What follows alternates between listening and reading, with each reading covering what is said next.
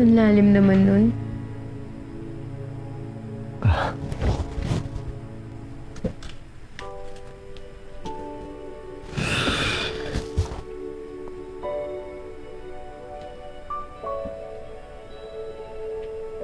Joyce, kung magagalit sa akin na. This time, hindi na ako pumili nito. Ano? Kaya ako nawala kanina. May balitang dumating sa akin. Nawala na ako sa buong Herrera Group of Companies.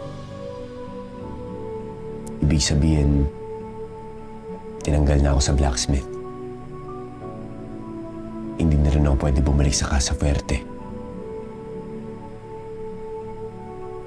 Ganun kagalit yung tatay mo na mas pinili mo yung pelikula kaysa sa Casa Fuerte? May nakabangga akong major investor.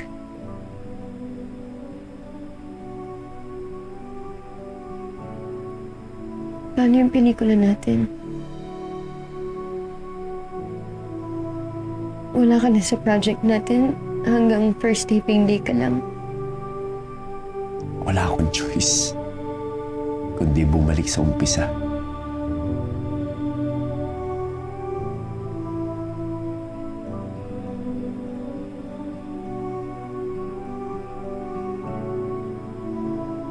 Bakit hindi na lang tayo gumawa ng pelikula natin? Ano? Paano yung movie niya ni Josh na Blacksmith? Leon, ikaw ang dahilan kung bakit ko tinanggap yung project na yun.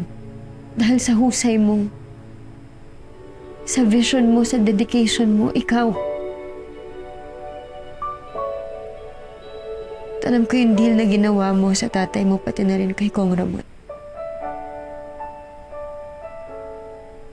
Naikwento sa akin ni Josh. Siguro talagang hindi para sa akin yung project na yun. Siguro pinipilit na lang natin. Joyce, ayokong magdesisyon ka ng padalos-dalos, ha? Hindi ako nagpapadalos-dalos ng desisyon. Sinasabi ko sa'yo ngayon, Liam, gumawa tayo ng pelikula natin. Basta mabibigyan mo ko ng creative freedom. At sa isang kondisyon na parte ng kikitain ng pelikula na gagawin nating dalawa, ibibigay natin dito sa ampunan. Dahil napamahal na ako sa mga bata dito. Lalo na dito kay Seb, sobrang napalapit na yung loob ko. Joyce, hindi ko tatanggihin yan. Deal? Deal.